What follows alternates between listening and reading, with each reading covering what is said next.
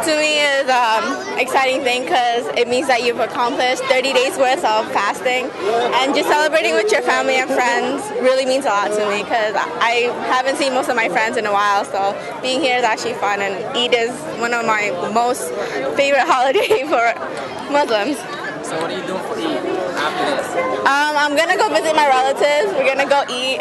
We're gonna just try and enjoy Eid. First of all, Eid is about socialization. It's about gathering.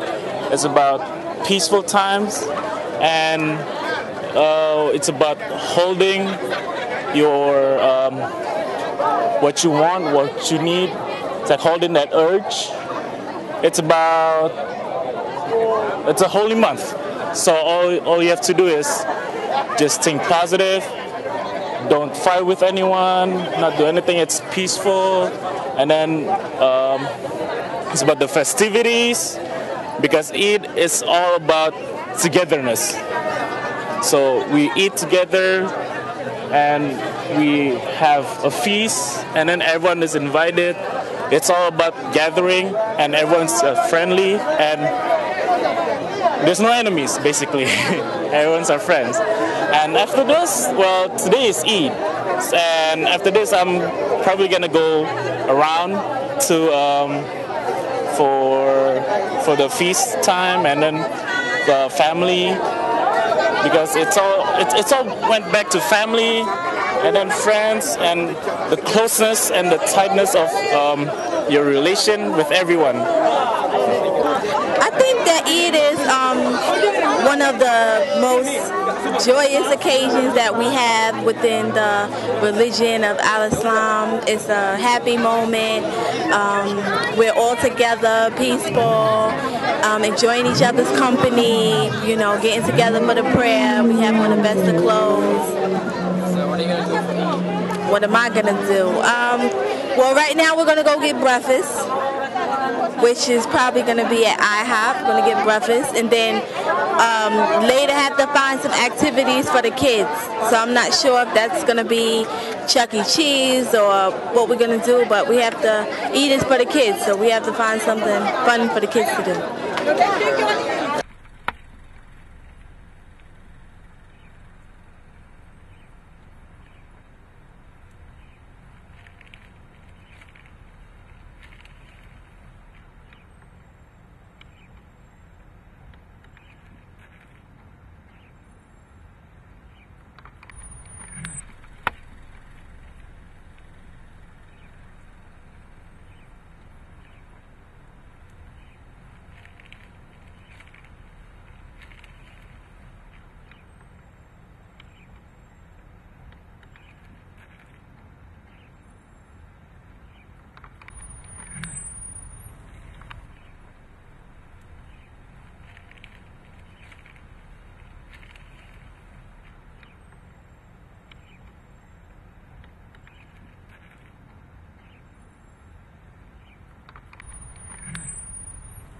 قلوبنا من الفسق والعصيان، وشهادة تنجينا جميعا من عذاب أليم. وأشهد أن سيدنا وحبيبنا وإمامنا وقدوتنا في الأمور كلها محمد عبد الله ورسوله، الذي أرسله رحمة للعالمين ليخرج البشرية من ظلمات الكفر والضلال إلى نور الإيمان والهدى. وصلى الله تعالى وبارك عليه وعلى آله وأصحابه أجمعين، ثم أما بعد. فيا عباد الله رحمكم الله، أوصيكم ونفسي بتقوى الله عز وجل، فقد فاز المتقون. قال الله تعالى في كتابه الجليل: يا أيها الذين آمنوا اتقوا الله حق تقاته ولا تموتن إلا وأنتم مسلمون. يا أيها الذين آمنوا اتقوا الله وقولوا قولا سديدا يصلح لكم أعمالكم ويغفر لكم ذنوبكم، ومن يطع الله ورسوله فقد فاز فوزا عظيما. My dear respected brothers and sisters, we praise the Almighty Allah subhanahu wa ta'ala for His blessings. We praise Allah subhanahu wa ta'ala for His mercy. We praise Allah subhanahu wa ta'ala for His guidance. We praise Allah subhanahu wa ta'ala for His forgiveness. We are just leaving Ramadan behind, or we are being left by Ramadan. As Muslims, we are always in between being worried and hopeful. Worried that we have been among those who are rejected, and hopeful that may Allah subhanahu wa ta'ala include us to be among those who have been accepted in His sight. Our hope that may Allah subhanahu wa ta'ala accept us all.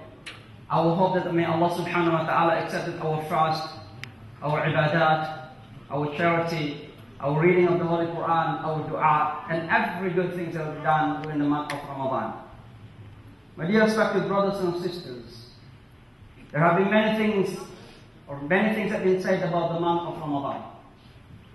But let me just leave you this as we are celebrating our Eid today, by reminding myself and all of you that the holy month of Ramadan basically primarily is intended to be the month of discoveries. There is Discovery Channel. The month of Ramadan for us is real discovery time, discovery channel for us believers. What to be discovered during the month of Ramadan? There are many things. But in conclusion, there are 5 important discoveries that we need to discover as we are leaving Ramadan behind us, and to keep those discoveries, inshallah ta'ala, in these months to come. Number 1, that the month of Ramadan has enabled us to discover back our fitr. And that's why today we are celebrating Eid al-Fitr by means to return to our fitr. Because every single human being has been born in the state of purity, on the state of having that natural inclination to believe and obey Allah subhanahu wa ta'ala. It is because of circumstances that surround our life. It is because of the desires. It is because of the ahwa that make us getting out from that particular inclination of human beings. From being obedient servants to disobedient servant. From being believing person to disbelieving person. And that's why, my brothers and sisters, in the month of Ramadan, Allah subhanahu wa ta'ala has commanded us to keep aside all these desires for a while, so that we can discover back that fitrah, that nature, that in us there is an inherent nature that can deny the existence and the greatness of Allah. And because of that greatness of Allah subhanahu wa ta'ala, that inherent nature asks us, requires us to obey Allah subhanahu wa ta'ala. But because of dunya, my brothers and sisters, because of the desires that we have taken us away from this purity of the faith. Allah subhanahu wa ta'ala reminds us in the Holy Quran, فِطْرَةَ اللَّهِ الَّتِي فَطَرَ النَّاسَ عَلَيْهَا لَا تَبْدِيلَ لِخَلْقِ اللَّهِ. On this state of purity and nature that every human being is having created, without any exception. Whether you are born from Christian fathers and mothers, Buddhist fathers and mothers, equally to Muslim fathers and mothers, every human being was born on this particular purity. To believe in Allah subhanahu wa ta'ala. So the month of Ramadan enables us to discover that purity. When we can discover that purity, brothers and sisters, we are going to have that sensitivity in Allah subhanahu wa ta'ala. Our minds will be easily reminded, our heart will be easily touched by Allah and His words. Our hearts will be openly seeing clearly what is right and what is wrong. There is what we call al-furqan, the criterions. That our eyes, our sight, not only physical sight, but more importantly spiritual sight, is not blinded by this dunya. To see what is right and what is wrong in our life. People who lost his purity will incline into different kind of attitudes that's displeasing Allah subhanahu wa ta'ala. And the people who lost their purity become sickened. فِي قُلُوبِهِمْ مَرَضٌ فَزَادَهُمُ اللَّهُ مَرَضًا. These kind of people who have disease in their heart, because they lost their purity, they tend to believe that they do good things while they are doing bad things. You remind them. وَإِذَا قِيلَ لَهُمْ لَا تُفْسِدُوا فِي الْأَرْضِ قَالُوا إِنَّمَا نَحْنُ مُصْلِحُونَ. If you remind them that do not do mischief in the land, do not do bad things, they say, okay, you're not doing bad things, you're doing good things. Yet you are destroying. they are doing mischief and destruction, my brothers and sisters. And that is because the purity has been impurified and have been destroyed by our human desire.